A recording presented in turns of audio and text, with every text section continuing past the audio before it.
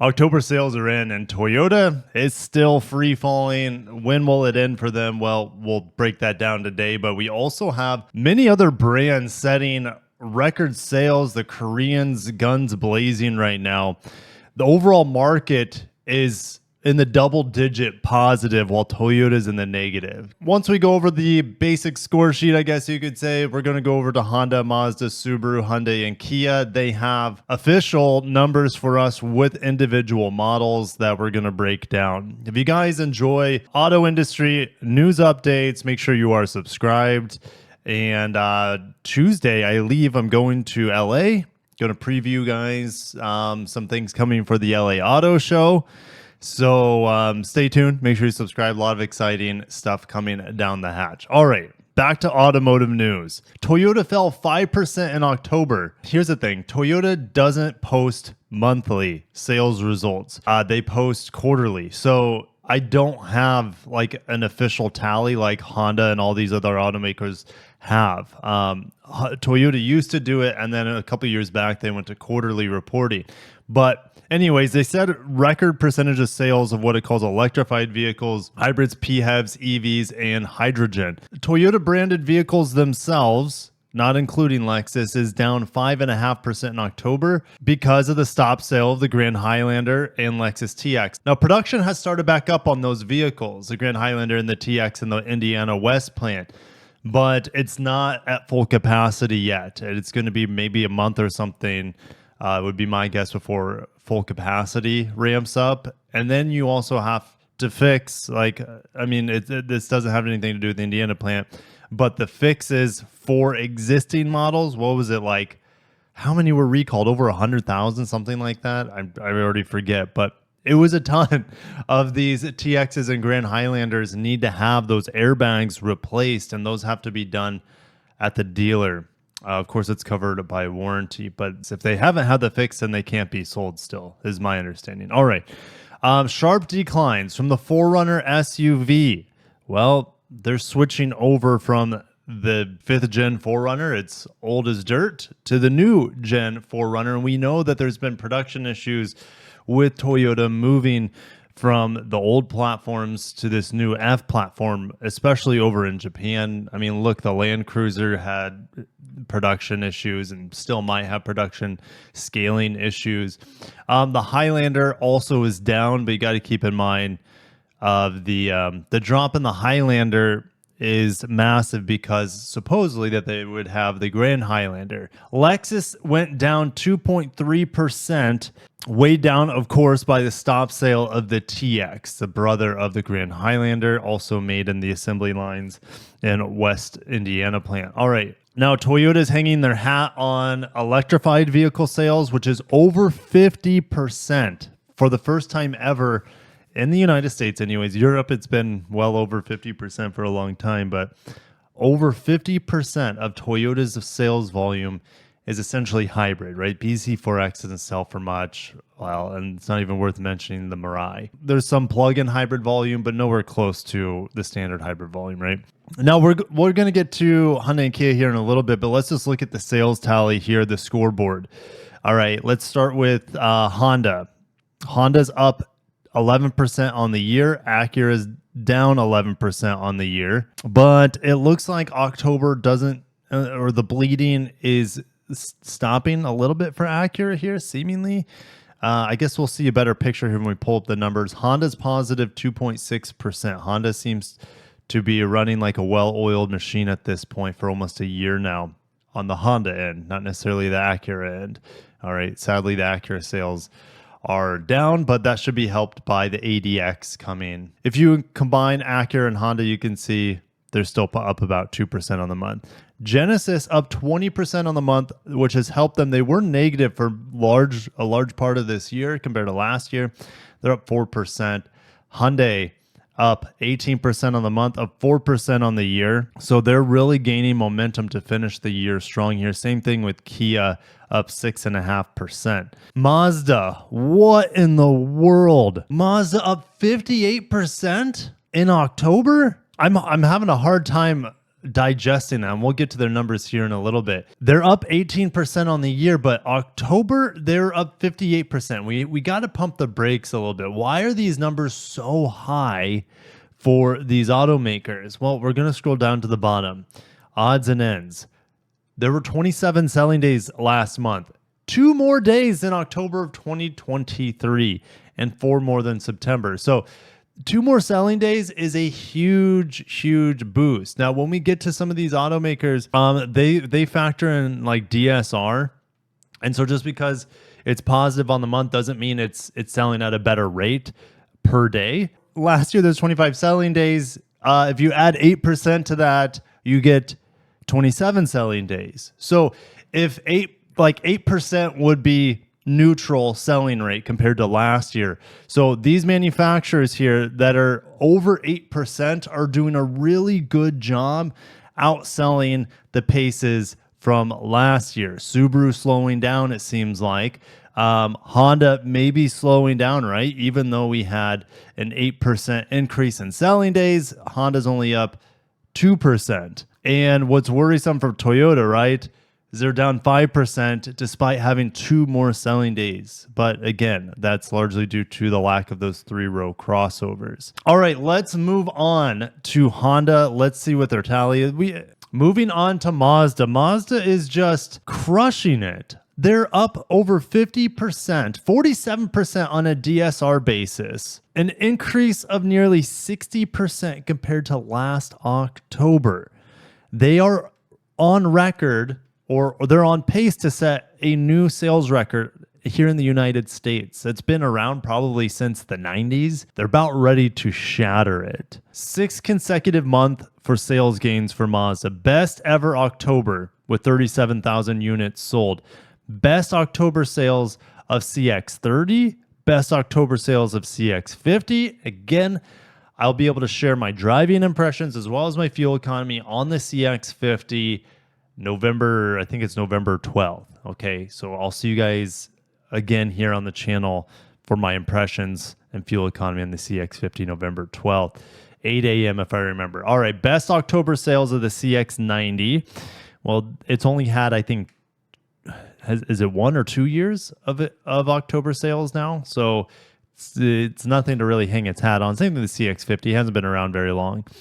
Best ever sales, and regardless of month, for the CX-70, but the CX-70 just started on sale this year. So it's just had its best month with 27 selling days. I like how Mazda also includes Canada and Mexico. How are they doing up north and south?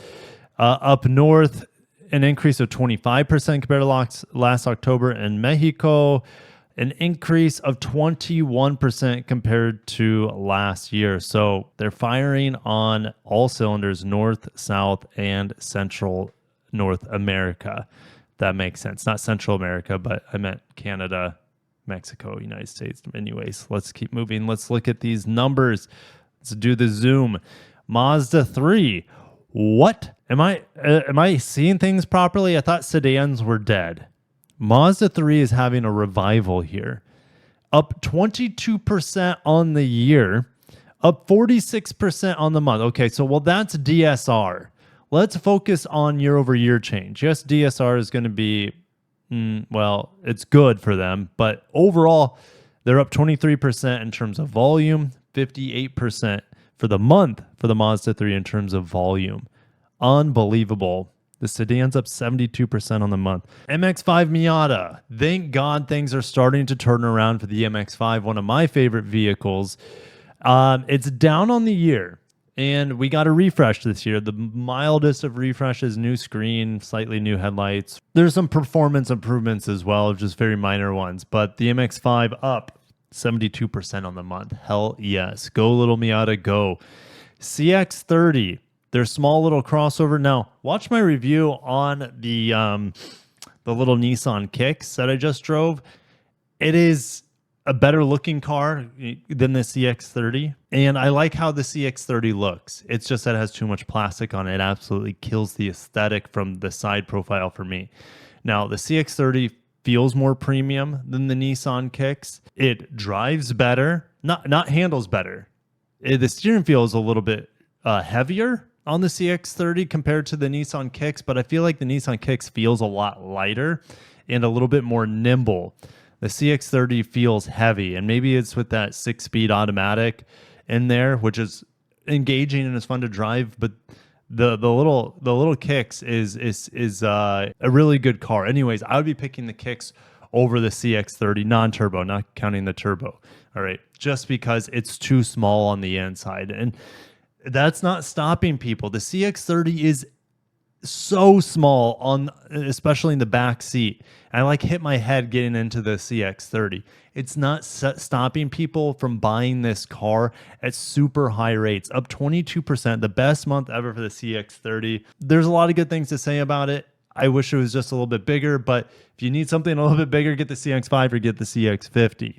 All right, CX-5.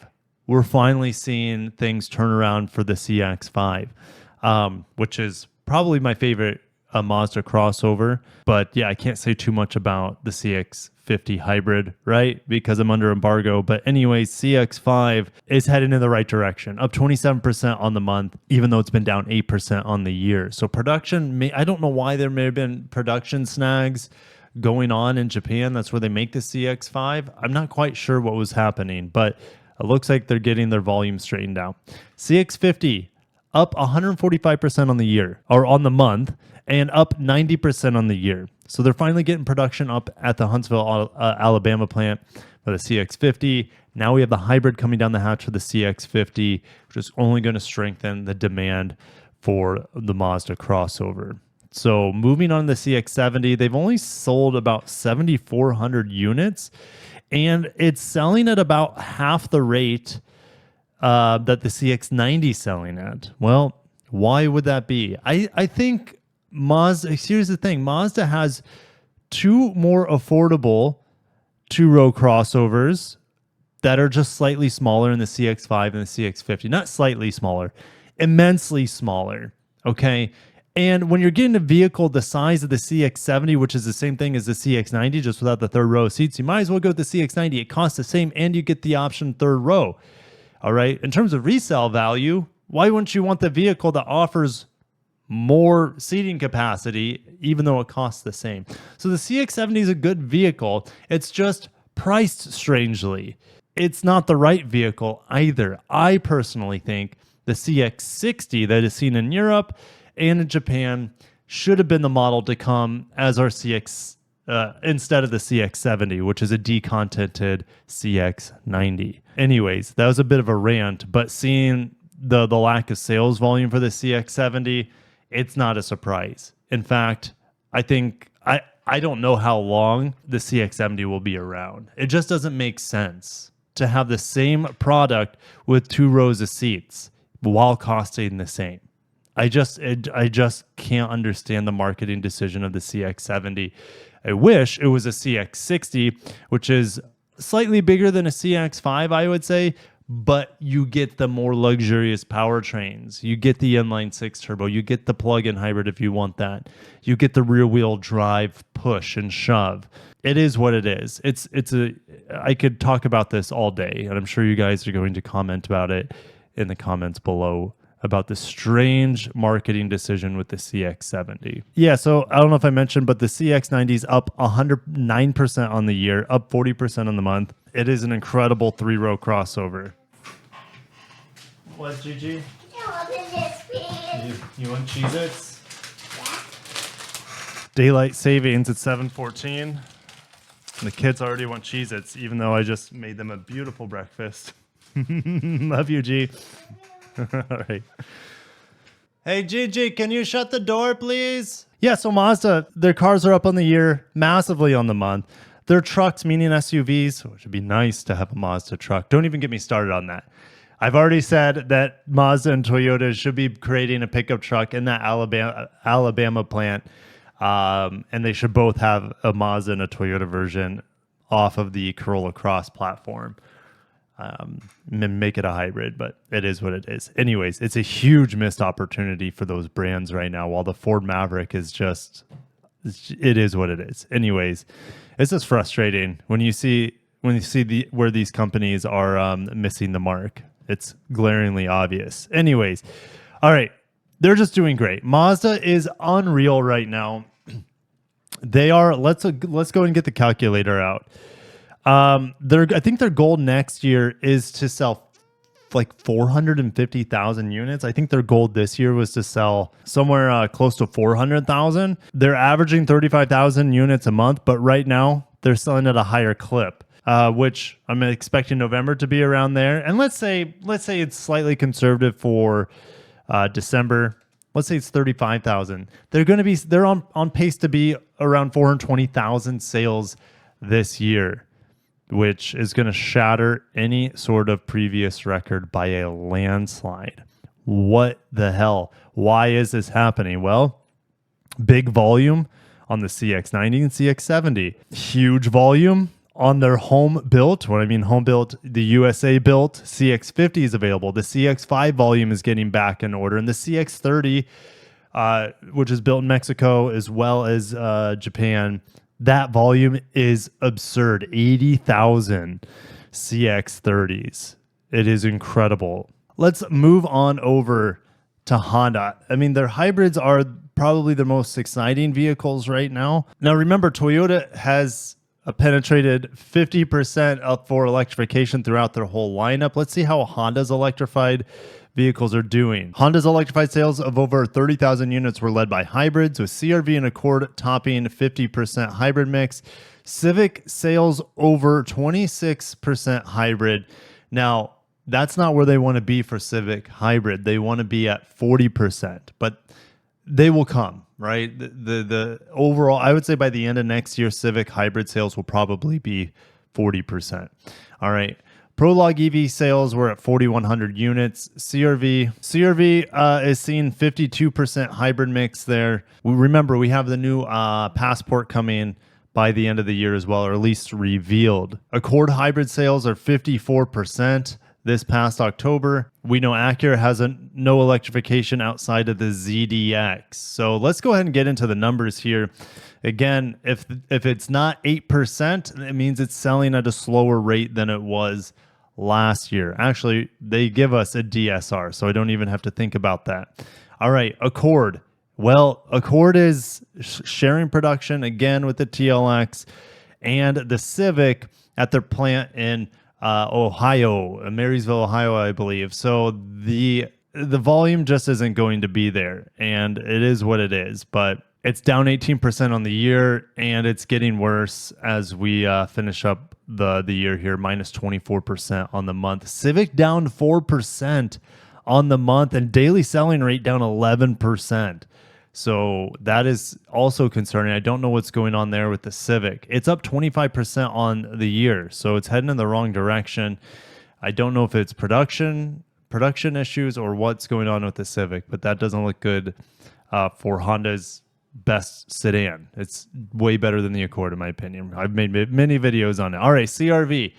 Minus 1.8%, but minus 9% on the daily selling rate. Not looking good, CR-V, for the month of October, but it's still up 12% on the year. HR-V down about 2% as well. We would love to see a hybrid on the HR-V. That would really, really kick things up a notch. Just put the Civic hybrid powertrain in there. Ideally, it would have all-wheel drive. Maybe they're waiting until the next generation hybrid system to come in 2026 for the HR-V. That's a possibility. All right. But it's up 28% on the year. Odyssey. Again, watch my 1 month ownership review of the Odyssey. We have it for long-term loaner, so check in on that video. It's up 10% on the month and is doing okay on a daily selling rate as well compared to last October.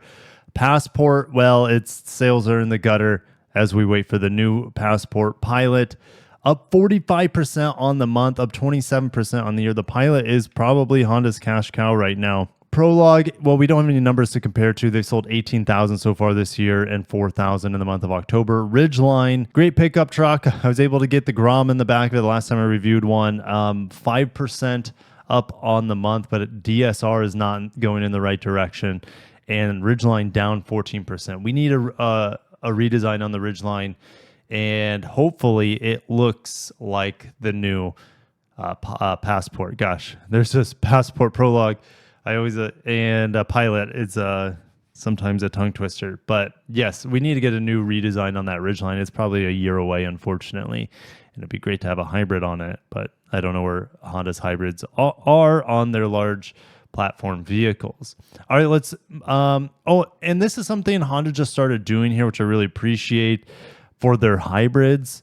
So let's look at their hybrid sales. Their hybrid sales for the Accord are down 23% on the month, down 16% on the year, but Accord overall is just down. Remember, hybrid penetration on the Accord is like 54%. Civic, well, we don't have anything to compare it to, but Civic hybrid's really, really low in volume. It's only 27% of the Civic mix, but that will keep getting larger until where they want to be at 40% mix. All right, CRV hybrid, down 1% on the month. It's about neutral on the year. So I think they're kind of at like peak capacity here on the CRV hybrid because they don't really seem to care to want to produce more than 50% or somewhere around there than their total lineup.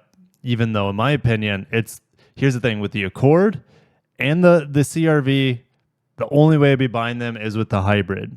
All right, I don't like the CVT turbo combination. The Civic Si I just drove, it's fantastic. But the Civic hybrid's also really, really good. But you can still get the lower cost options with the naturally aspirated engine with the CVT, which is fine for the Civic. Anyways, let's keep moving. Acura. I don't know why ILX is still on here. I guess they sold 2 last October, but rest in peace, ILX, which is, the new Integra is essentially the ILX, right? So it's a different name, same car. It's not the same car as the old one, but you guys know what I mean. It's the same segment. Integra. Wow.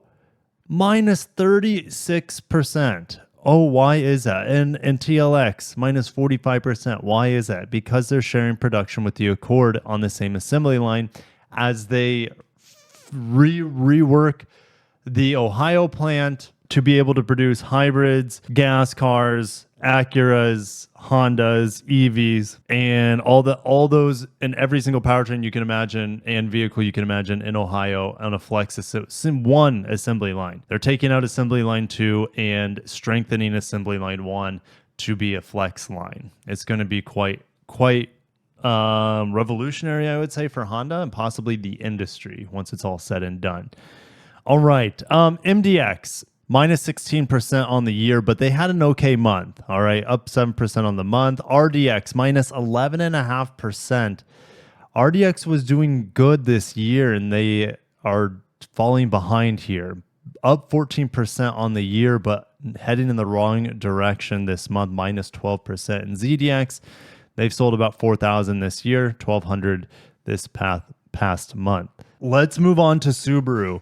Subaru is, their DSR is down for the month, but they're still positive, right? They increased 1.5% compared to October 2023, but unless they're up 8% or more, they're at a loss per day in terms of sales volume. They're still continuing this streak. Thank God for the 2 extra selling days for them. 27 consecutive months of yearly month-over-month growth in the United States. Year-to-date sales up 5.2%, even though, again, October is 1.5%. And best ever October for the Crosstrek. The Ascent is down 8% on the year. It was at a wash, but again, it's down about 8% on the month in terms of this daily selling rate. BRZ up 25% on the month, down 25% on the year, 26%. It's a niche car. All right, nothing to talk about there. It's possible that it could be discontinued or Toyota could build the next BRZ for them. I don't know what's going to happen. Crosstrek, again, best October ever, 16,000 units, up about 16%. It's the best-selling Subaru right now in the lineup. What did I just review? I just reviewed the Outback. The Outback, huge sales as well, 139,000 units. The Outback, the Forester, and the Crosstrek are the money makers. They print money for the company. Meanwhile, the Legacy, rest in peace, is not worth talking about, but of course its sales are down. Impreza, sales are down as well, minus 6% on the month, minus 14% on the year. Yikes. Impreza, I wish I had a manual. Is that too much to ask to have a manual in the Impreza? Absolutely not. Now, manual is not going to save it in terms of sales volume. So it is what it is. It's just that the Impreza it's nowhere what it used to be. Oh, and if you missed my spy shots video of the new Outback, go ahead and check that out. It's going more boxy. It looks like an elongated old Forester, and it's losing kind of the sleek, rounded wagon identity. So interesting. I think it'll do well for them, but time will tell. I don't see why it wouldn't do well for them. It's a Subaru, and the Outback prints money for them. All right, Outback's doing well. Solterra up 46% on the year. It's heading in the wrong direction. I mean, it's a compliance car, pretty much, because Subaru has no hybrids. Now, that will be changing, but that won't change until the end of next year until the Forester gets the hybrid, which is exciting. Watch my Subaru hybrid video that I've been talking about a lot lately on the channel. Once Subaru's hybrids come in, they're going to be a force to be reckoned with. They're going to be so good, Subaru's hybrids. Not the most efficient, but they're taking, oh my gosh, I'm just really, I don't really get excited about Subaru. They're not a very exciting brand. You know, the WRX, which is up on the month, but down on the year, massively on the year, down 31%. WRX is not even an exciting car for me. It handles well. It drives well. It's just not an exciting car, even with the manual. It's better than the CVT. Okay, but like the I would rather have a Civic Si than a WRX, even though it's not as fast on paper, doesn't have all-wheel drive. It's just a more fun and more engaging car. The Si over the WRX, and yeah, I haven't driven the WRX in a while, and I don't really care to drive it. They have the new TS model, which isn't going to, I don't think, address any of the issues I have with that car. Let's move on to Hyundai. Hyundai Motor, best ever total and retail October sales. Total sales increase of 18%. Retail up 15%. Retail is what they sell to real customers, not like rental fleets, that sort of thing. Record-breaking Tucson hybrid total and retail sales. I'm excited to hear about that. Hybrid total sales, an increase of 91% in October. They got it figured out. They know what the customers want right now. They want hybrids. Like, look at this. Oh, well, Elantra N. Look at what? Why is the Elantra N up 373%? I'm all for that, but I don't understand that one. Maybe it's because last October there was a slight lull between the pre-refresh and post-refresh Elantra N. I don't know. Santa Fe hybrid. The only way I'd be buying the Santa Fe, by the way, is a hybrid. 136% positive. Tucson hybrid only up 5%. Oh, Tucson's up 5%, but the Tucson hybrid is up 140%. Ioniq 5, my favorite EV, probably on the market, up 51%. Palisade up 27%. Hybrid vehicle sales jumped 91% in October, and it was the best month for the Tucson hybrid, like we mentioned. There's something going on with the Elantra right now. The Elantra hybrid is fantastic. I've got like 65 miles per gallon on it. It is still the champ for fuel economy on the channel that I've tested anyways, the Elantra hybrid. So there's that. Anyways, it's up 29%, the Elantra for the month. Still down on the year, but it's finishing strong here. Ioniq 5, huge volume increase, up 51%, selling about 4,500 units. How does that compare to what we just talked about with some other EVs? Well, the Solterra sold 1,000 units. So the Ioniq 5 is about 4 times more than the Solterra. What about the Prologue? Holy smokes, the Prologue is selling essentially the same as the Ioniq 5. I would be driving, if I had a choice between the two, if I was buying an EV, I like the looks of the Prologue better. I don't like the Prologue though. The annoying fake synthetic sound up to 24 miles an hour is a complete deal breaker for me. And the Ioniq 5 interior is much better than the Prologue. I'll just say that. All right, so let's It's impressive the Prologue selling that much, but it does look really, really nice, the Prologue from the outside. Ioniq 6. Well, this vehicle, I wouldn't be surprised if it eventually gets pulled from our market. It's a really good EV. It's a more efficient Ioniq 5. It's just really small on the inside, at least in the front, for the driver. It's crazy looking. I mean, the Ioniq 5 is already edgy enough. The Ioniq 6 is insane looking. And some people like to have that unique differentiation. You want to be in a unique looking vehicle, but it might be too polarizing for most people to hop an Ioniq 6. And sedans don't do as well. Look, the Model 3 is not selling as well compared to the Model Y. Let's look at the Hyundai Kona. A good subcompact crossover. Skip the turbo on it. Just get the CVT, naturally aspirated engine. It's more responsive. It's down 28% on the month. That's a bit strange. That's a huge drop. Up 9% on the year. Nexo. So this is something I'm going to bring up right now. Hyundai just kind of came out with their next Nexo, or whatever they're going to call it. Since it's hydrogen, it's pretty much not worth talking about, but I wanted to talk about the design. Where's the pictures for it? Here we go. Let's look at the photos real quick. This thing looks like Pontiac Aztek from the back. Obviously, it looks a hell of a lot better than the Aztek. I think it looks cool. Let me know what you guys think about this design. From the side and the wheels, it looks like a Hyundai, but it's pretty cool. I'm digging it. The front end looks amazing. And you got the 4 dots there, which it's Morse code. It's Morse code for H, the letter H. So I like it. It's cool, but it's fuel cell. So just make this a hybrid or an EV, and people will. I mean, could you imagine if this is the new Tucson? I want this to be the new Tucson. Why have such a good design only for a specialty sort of vehicle, right? Shouldn't this be the new Tucson? Am I losing it? All right, let's go back to the sales. Palisade up 27% on the month, up 38% in the year. Palisade just prints money for the company, the large three-row crossover. Santa Cruz, it's good. It just got a refresh. It's a fine truck. That a hybrid, game over, right? And it doesn't. Santa Fe, down 1% on the month, 12% on the year. Why are they down on the year? Well, they switched over to the new model, and then they're having issues with the 2.5 turbo and its transmission. So that's why I say just go for the hybrid. It's more engaging to drive than the turbo, and it's just a better vehicle, and you get better fuel economy. So anyway, Sonata up 156% on the month. We saw the Elantra up pretty big, but not that big.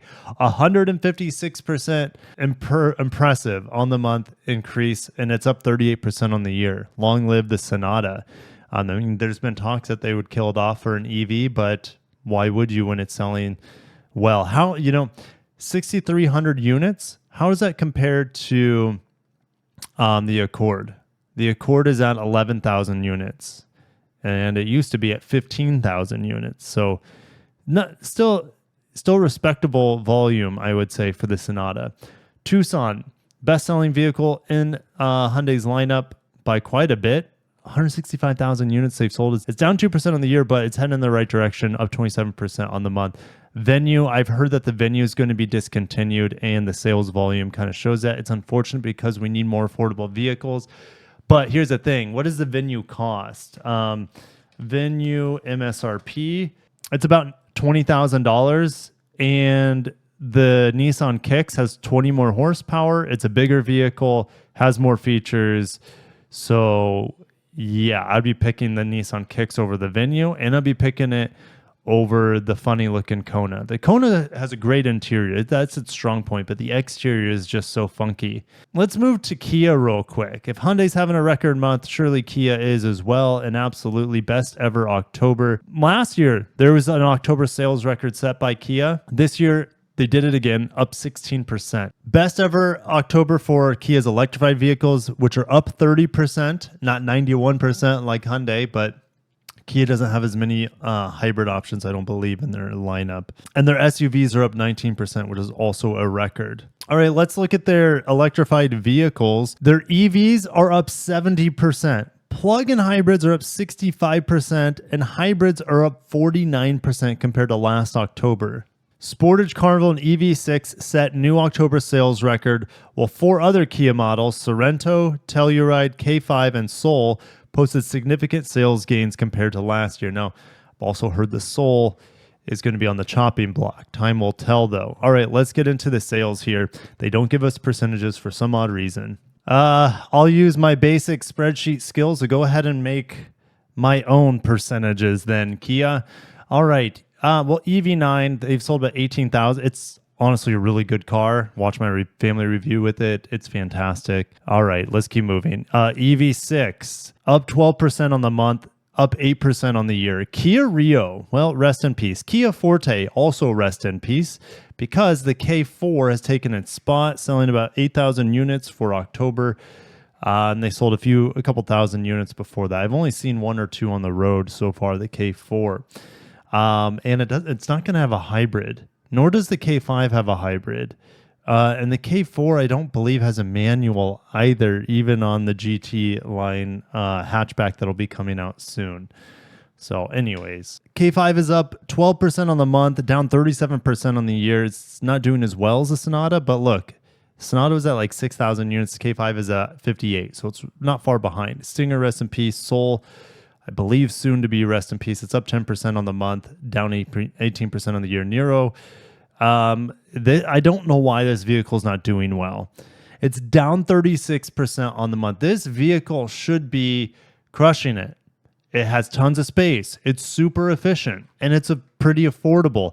I don't understand why the Nero's volume is crimped down so bad. Is it because it's not selling that they are not bringing in the volume for it? It's really strange to me why the Nero isn't doing as well as it should be. Yes, they have fully electric versions and plug-in hybrid. I don't recommend the plug-in hybrid because it's too expensive for what it is. And in fact, I don't recommend any of Hyundai or Kia plug-in hybrids because they're too expensive and not offering enough range or performance. So yes, Seltos, minus 2% on the month and up 2% on the year. Seltos kind of just humming along. Pretty good car. Sportage up 24% on the month, up 12% on the year. So it's gaining momentum. Sorrento gaining momentum, up 23% on the month. Telluride up 14% on the month, down 1% on the year. It still has 91,000 units sold. It's almost 91,000 units for the Palisade. So they are essentially matched for volume. Kia Carnival up 40%. We need more minivan production. Kia needs to capitalize on this opportunity. There's not enough Sienna production, even though that's supposed to improve. There's not enough hybrid minivan production. And Carnival is the only other strong hybrid, not counting the plug-in hybrid from Stellantis, the Pacifica. The Carnival is the only other strong hybrid to give Toyota some competition. So they need to ramp this thing up to the moon with the hybrid. Families don't want to stop a lot for gas. As I'm driving the Honda Odyssey, like I mentioned, for a long-term loaner, gets like 19 miles per gallon. It does everything else really well besides that. So it's a bit frustrating that the competition has hybrids that offer double the fuel economy. All right, so Kia doing really well. Hyundai doing really well to finish out the year anyways. Subaru just cruising along. They're up 5% on the year, up 1% on the month. Mazda is the real star, though. Mazda is the breakout automaker here in the United States, up over 58% on the month of October. And they're going to destroy their sales record that has been around for 3 decades at this point. And then the next year, they're going to break it again, assuming something catastrophic doesn't happen in the world, right? We got new elections. There's wars going on. We don't know exactly. But Mazda is seemingly going to get to 450,000 next year, maybe even more. This year's been tough for Toyota. All the scandals, the recalls, the twin turbo V6 recall, this recall that we had on the Grand Highlander, Daihatsu scandal, the Hino scandals. There's just a lot of stuff dragging Toyota down in 2024. Hopefully they can turn the page in 2025, get some cool volume out, bring that Land Cruiser FJ in, which I think is going to be the rocks concept that is at this year's SEMA. So yes, anyways, I got to shut it down. Oh, and Honda, once they get hybrids on their large platform vehicles, they're going to be great. And I haven't even mentioned Nissan. Nissan's reducing production volume because of lack of demand. It's not looking good for Nissan. It's not looking good for Stellantis. It's not looking good for most of the German automakers. There's a big meltdown in Germany with closing plants for Volkswagen strikes. It's a hot mess express for the Germans. But anyways, I'm going to shut down. Thank you guys for watching. It's a long one today. I appreciate you for being here to the end. If you made it this far, obviously, if you're listening to this, you made it this far, so I appreciate you. And stay tuned. We got a lot of cool stuff coming down the hatch for the end of this year here on the channel and also early into next year. Thanks. Have a great day and peace.